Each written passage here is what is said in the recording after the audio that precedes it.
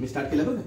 आणि थांब ना, आपला पहिला ब्लॉग आहे, थोडा तयारी वेरी छान तर दिस. अरे पहिल्यापासून छान दिसतं रे, टेन्शन नाही.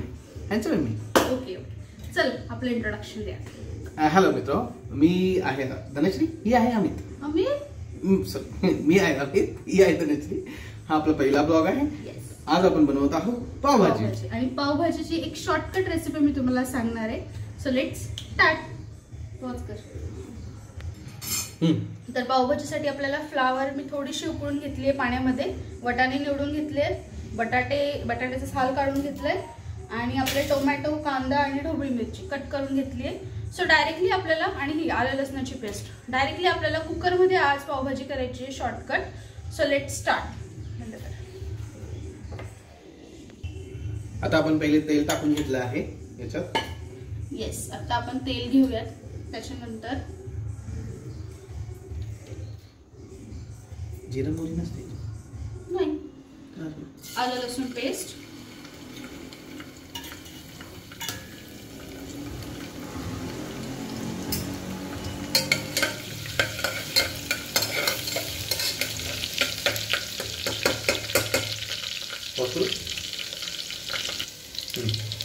आता कांदा टाकूयात.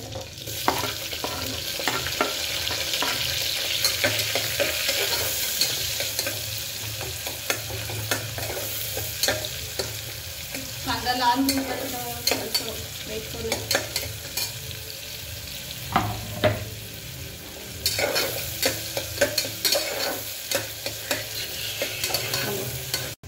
तर मित्र, आज जन्माष्टमी आहे आणि स्वातंत्र्य दिनही आहे.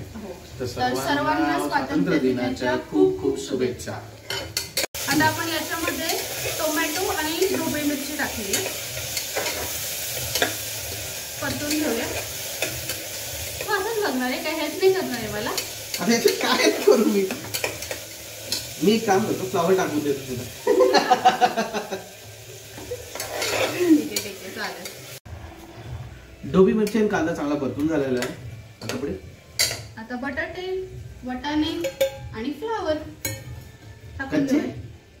हा, मग आपण कुकर मध्ये करतोय ना, तर कुकर मध्ये ते एकसाथच सगळ्या गोष्टी शिजवून होतील, म्हणूनच तर म्हटलं मी की शॉर्टकट पावभाजी करतोय आज आपण.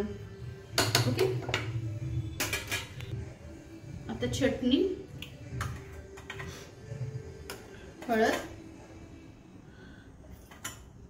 आणि मला आवडतो तो एव्हरेस्टचा पावभाजी मसाला.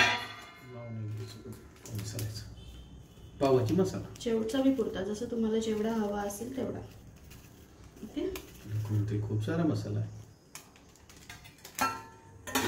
आणि हे सगळं परतून घेऊया. पाणी पण टाकायचंय का काय? वेट किती काय तुला. आता आपण याच्यामध्ये एक ग्लासभर, तांब्याभर पाणी टाकूया. पाणी आले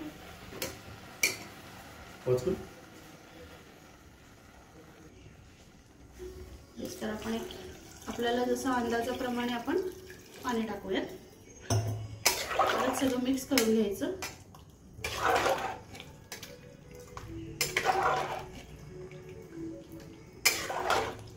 अजून थोडंसं पाणी टाकूयात, कारण ते पूर्ण शिजेल ना, बटाटा, फ्लावर, वाटाणा, त्याच्यासाठी.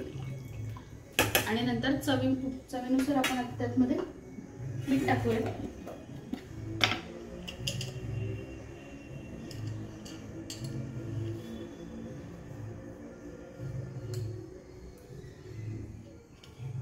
ओके, मीठ टाकूयात. आणि मीठ टाकल्यानंतर परत एकदा प्रॉपर चाळून घेऊयात.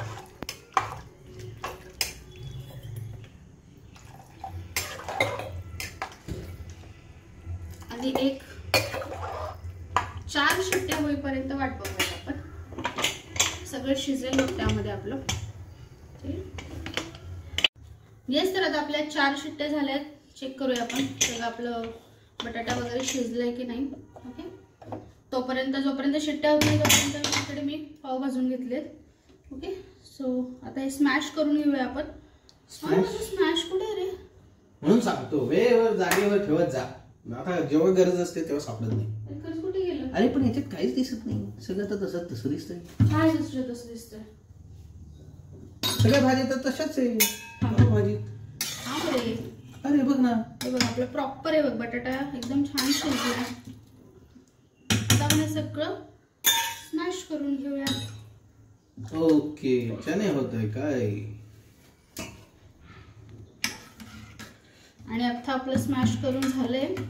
आता आपण थोडंसं गरम करून त्याच्यामध्ये कोथिंबीर टाकूयात. मग आपली पावभाजी रेडी. सो येस, आपली पावभाजी मस्त तयार झाली आता. Yes, done. अरे वा, मस्त वास सुटलाय.